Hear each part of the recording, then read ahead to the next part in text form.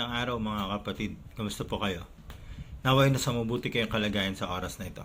Uusapan po natin ngayon ay regalo sa Pasko.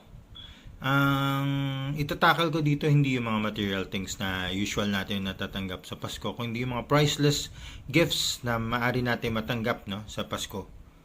There are different kinds of gifts. Ang unang-una ay yung gift from God. Ano ba yung gift from God? Patuloy na pinapasalamat natin ay yung gift niya ng life, no? Yung breath of life na pinapahiram sa atin ng ating Panginoong Diyos na patuloy tayong nakakapagsilbi, nabubuhay sa pang-araw-araw. At ito ay panibagong simula na naman as we start December, yung pag-alaala natin sa kapanganakan ng ating tagapagligtas ay mag-start na naman tayo ng panibagong taon, no? At yung gift of life na binibigay sa atin ay patuloy nating pinapasalamat sa ating Panginoon Diyos na pagpapahiram niya sa atin. At ito ay priceless gift kasi hindi ito mababayaran ng pera, ang pagpapahiram niya ng breath of life. Pangalawa naman ay yung gift natin kay God, no?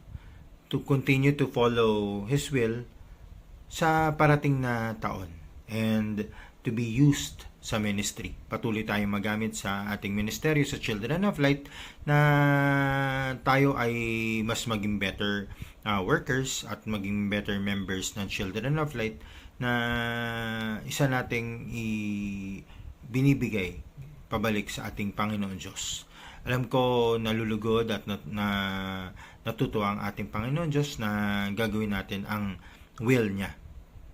Ang pangatlo naman ay ang gift natin to others, no, sa ating brothers and sisters, to be better brothers and sisters to others that they may see Christ in us.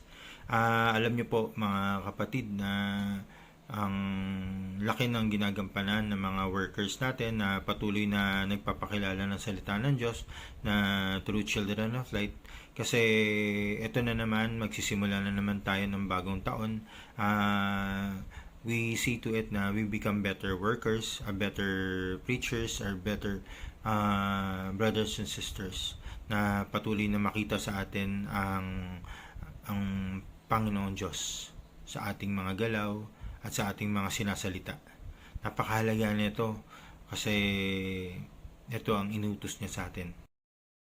Lastly, yung pinakamahalaga yung gift to self natin. Kasi sa panahon ngayon, sabi nga ang panahon ngayon ay full of technology. Pero with this technology, naging complicated ang buhay. Naniniwala ba kayo nun, kapatid? Naging mas complicated nung mas maganda na ang technology. Alam niyo po, lately, nagkakaroon ng mga mental health concerns. Lalo dumaan tayo sa pandemya at lalong napagtiba yon. Based sa studies ang sinasabi nga ay maraming mental health issues, no? Ang sabi nga 970 million people worldwide living with mental disorder. Based yan sa studies ng 2019. Primarily because of anxiety and depression.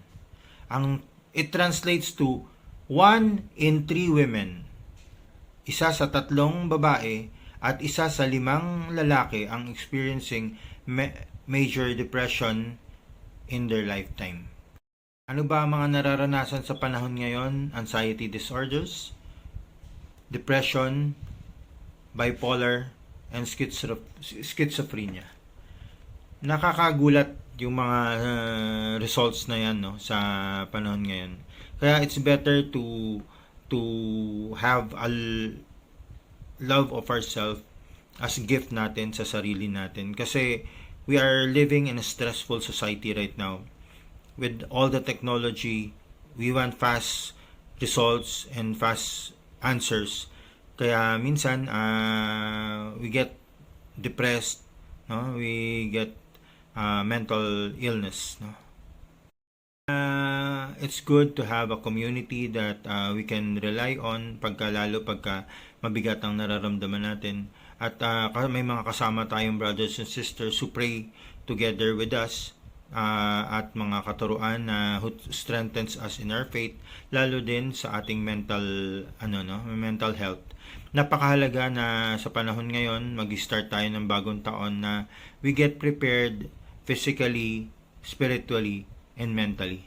Napakahalaga niya mental health sa panahon ngayon na napapagtibay natin. Alam niyo po, magastos ang magpagamot sa mga psychiatrist.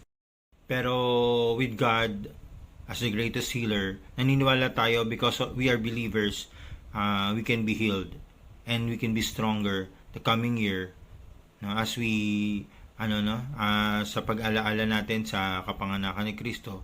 We will start stronger and better Children of Light members. We will start new year na mas more faithful tayo kay God and more mentally stable. Kaya let us leave the past na year behind, lalo mag-start na naman tayo ng bagong year.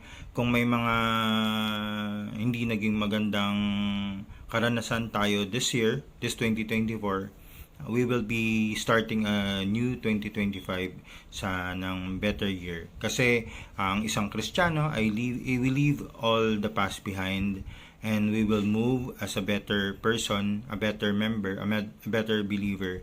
Kasi we believe that sa karera ng buhay na to ay nagpapatuloy tayo ng panibagong simula at iiwan natin yung mga hurt, yung mga pains natin sa past year.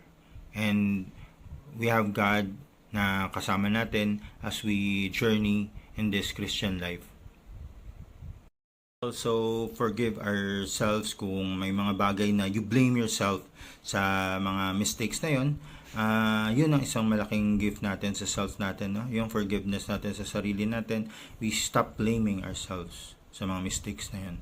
So we start 2025 as a stronger Christian.